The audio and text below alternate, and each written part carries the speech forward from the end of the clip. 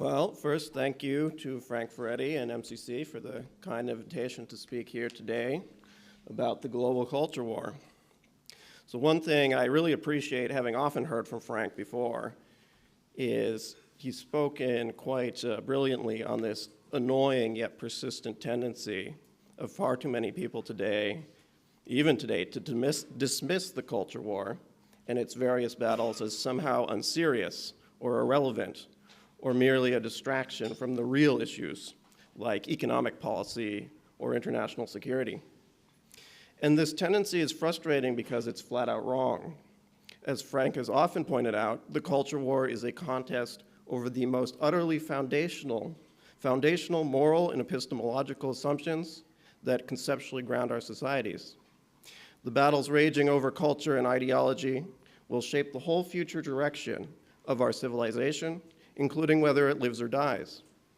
In comparison, haggling over marginal tax rates or whatever will have little lasting impact at all. So this reactive twitch to dismiss the culture war out of hand thus frankly seems more like a psychological coping mechanism for evading uncomfortable reality than it does a sober ability to assess what really matters. In truth, the culture war matters a great deal, even at the most rarefied level of geopolitics and international affairs. And I intend to prove that to you here today using as a case study the world's #2 superpower, China. Because as I will outline, and as I've explored in depth in a paper recently published by the Heritage Foundation titled China and the Global Culture War, there is very strong evidence that the leadership of the Chinese Communist Party has identified cultural struggles, or as they would put it, civilizational struggles, as a central factor, if not the determinative factor, in China's long-term strategic competition with the West. At the very least, I can report with certainty that analysts in Beijing are demonstrably paying very close attention to the culture war racking the West, and take it quite seriously enough that it has already deeply influenced China's own domestic and foreign policy decision-making. So it's important to first note that Chinese analysts make no strict separation between hard factors like economic, military, or technological strength, and soft factors like political stability or social unity when assessing and comparing overall comprehensive national power, as they call it. These are assumed to all form part of one cohesive whole. Second, it's common today for Chinese officials to describe China not merely as a country, but as a civilization state that approaches the world as such. And this framing naturally applies to assessments of other civilizations like our own, not just China's.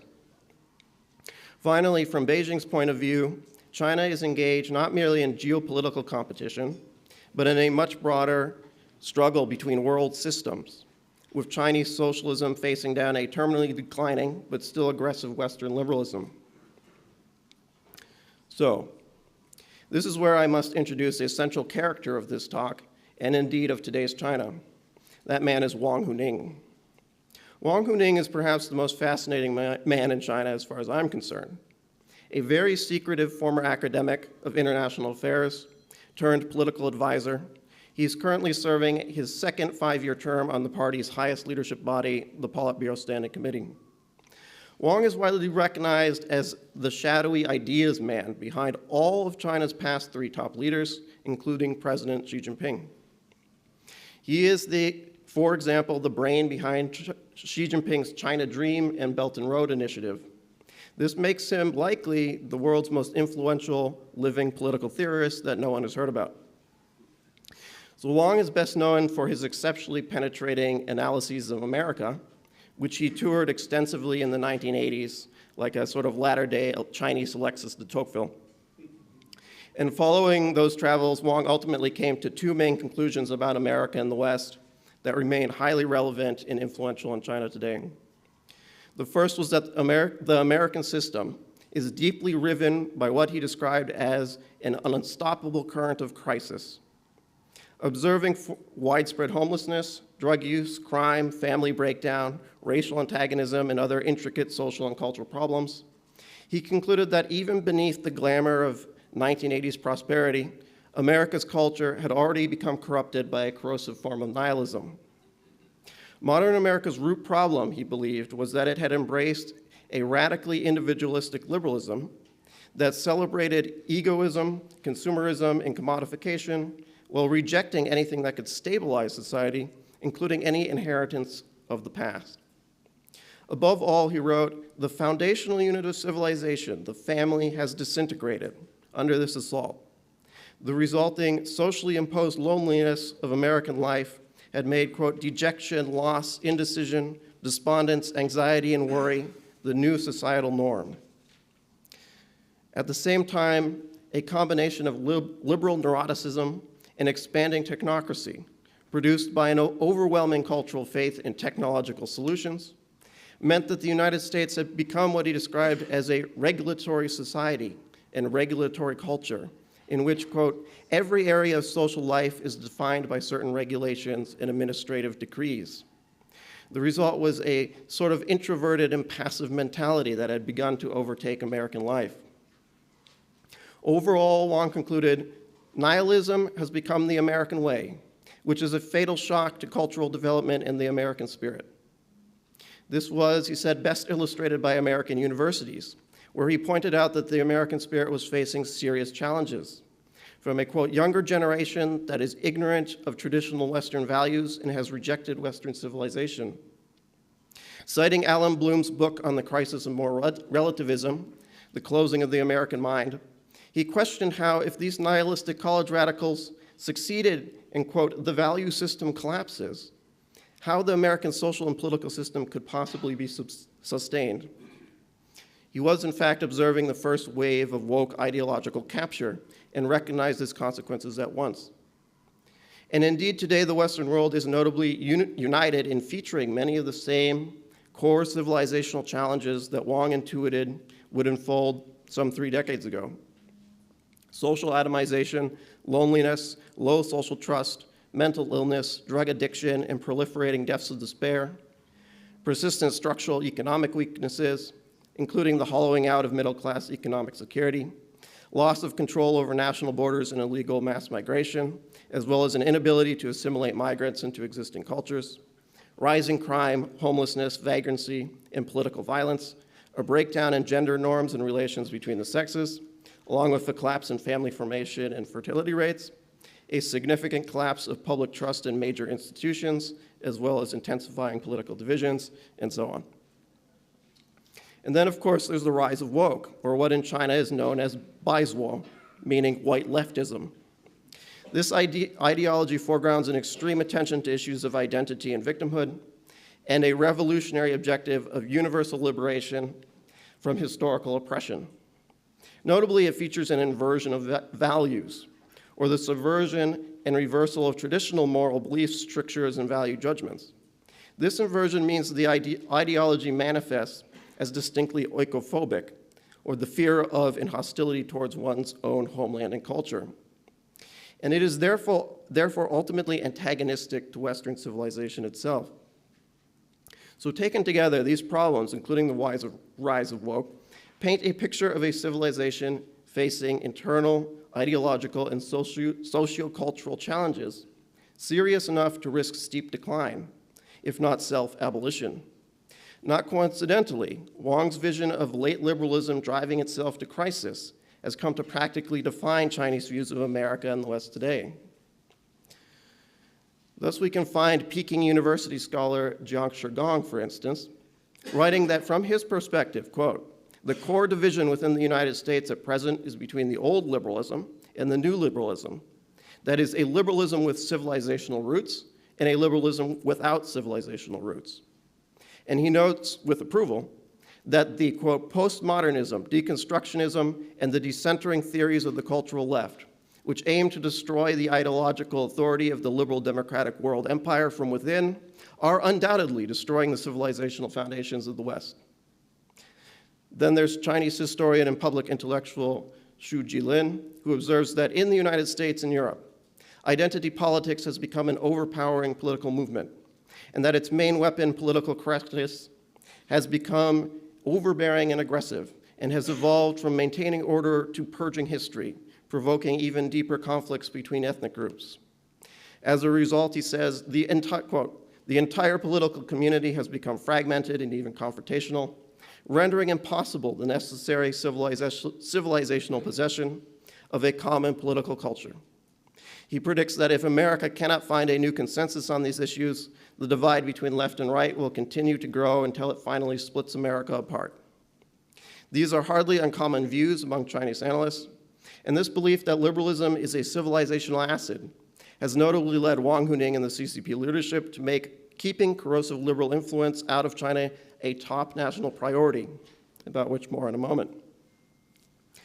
The problem from Beijing's point of view, though, and this was Wang's second big conclusion, is that Western liberalism has become ideologically incapable of ever leaving China and the rest of the world alone. As he put it in a 1994 essay, Wang believed that the post-Cold War world had seen the rise of a, quote, new international strategy of cultural expansionism in which Western countries are increasingly employing their cultural strength to constrain and influence world affairs in the process of eternal development of developing countries.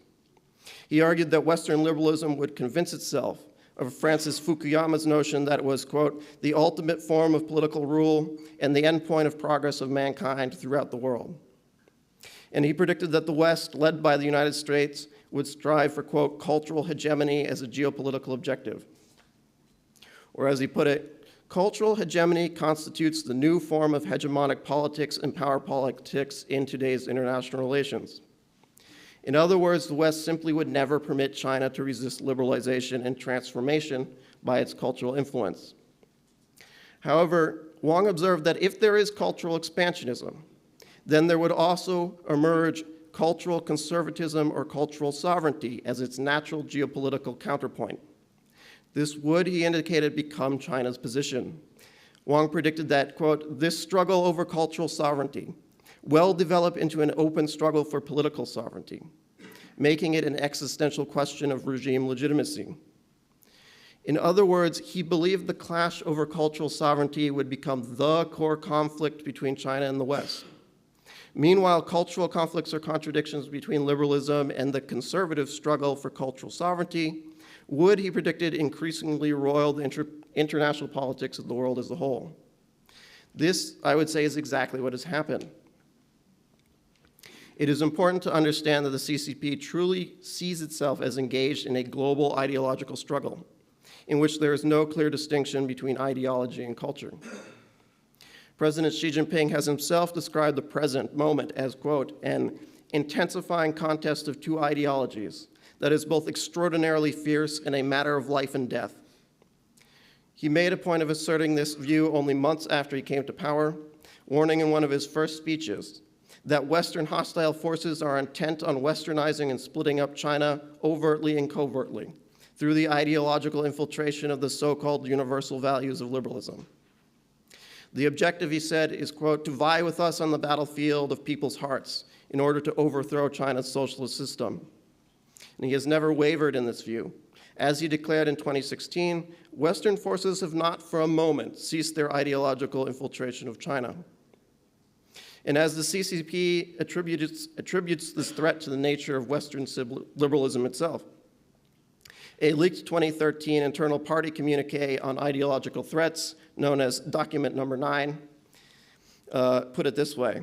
Western liberals have come to believe that their political culture and moral values are, quote, universal and eternal, and represent the prevailing norm of all human civilization.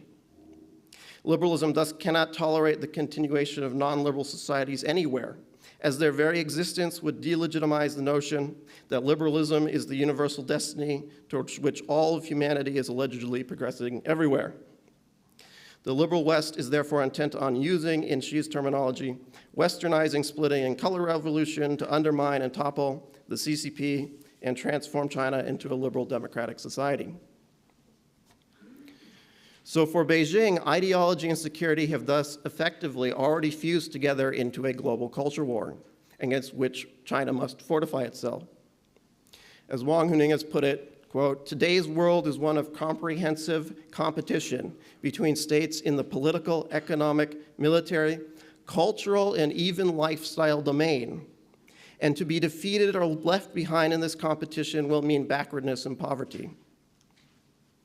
So it is in this context that we should understand a CCP campaign since around 2015, notably when woke started to emerge in the West, to crack down hard on left liberal movements in general, including feminism, labeled a, quote, rampant and toxic form of gender antagonism and even a cancer by some party organs, and LGBTQ ideology, a CIA plot to affect the cultural castration of China, at least according to one propaganda department. These are seen not only as cultural memes that may tear at the domestic social fabric, but also as ideological viruses, deliberately weaponized and introduced and encouraged by Western powers to divide and weaken China. Organizations deemed to be part of such movements have been systematically censored and shut down, and many activists have been arrested and silenced. This is how we should understand why China's youth have also recently been restricted from using so-called spiritual opium of video games for more than 3 hours per week, why media stars promoting vulgar internet celebrities, so-called, lascivious lifestyles, and effeminate pop stars have been censored, and so on. This is all meant to ensure that, as one article published by state media put it, quote, the cultural market will no longer be a paradise for sissy stars, and news and public opinion will no longer be in the position of worshiping Western culture, lest the young generation lose their toughness and virility and China fall just like the Soviet Union did. Despite this demonstrable level of paranoia about keeping liberalism and its cultural consequences out of China, Beijing also clearly sees significant advantages and opportunities amid the global culture war, however. After all, it sees Western left liberal ideas as profoundly corrosive and destabilizing not only to its own regime, but to the West as well.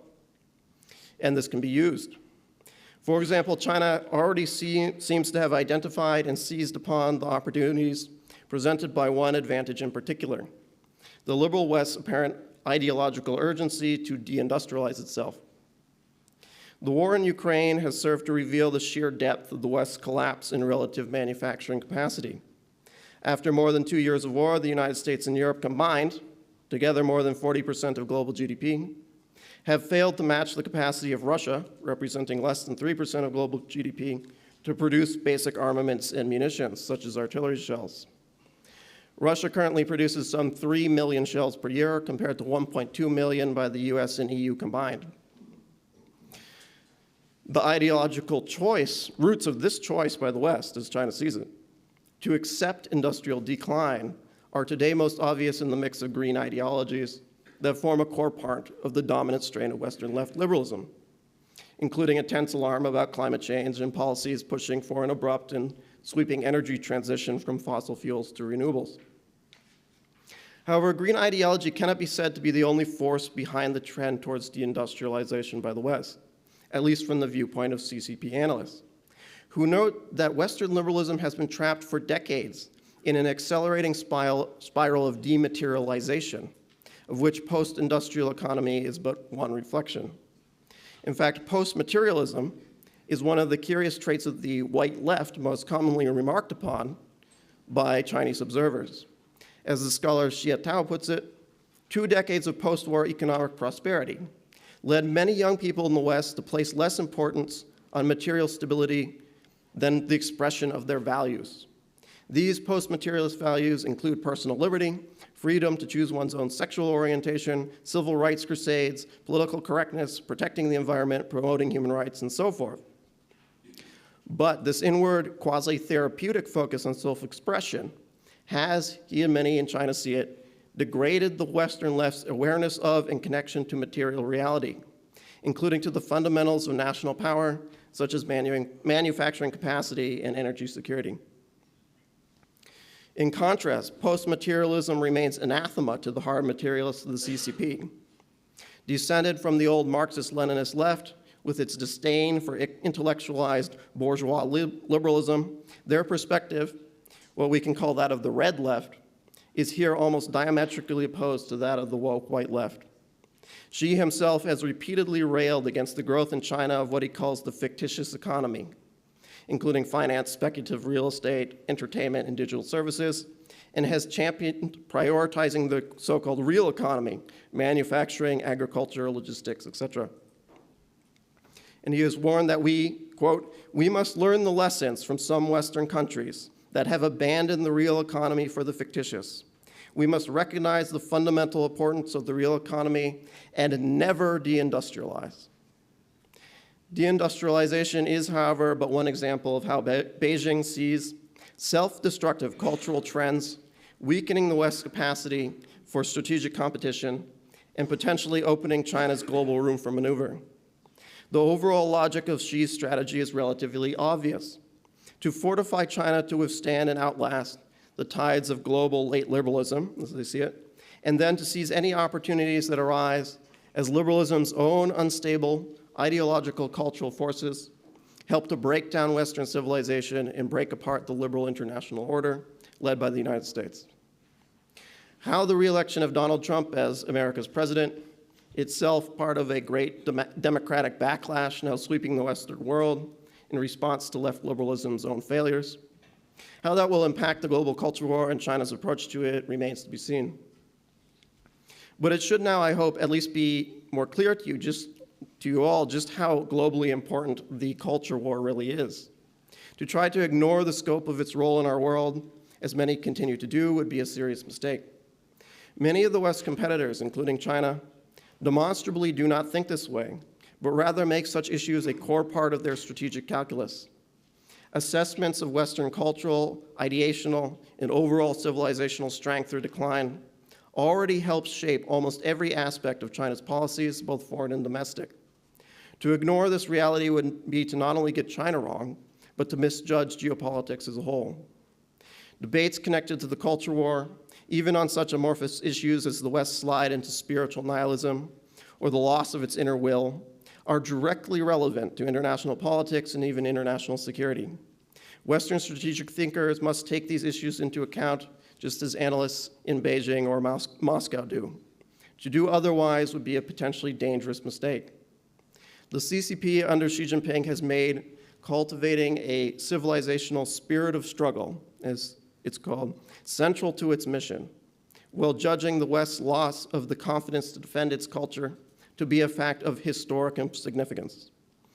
So, at least for the sake of their own defense, Westerners may want to begin thinking along similar lines. Thank you.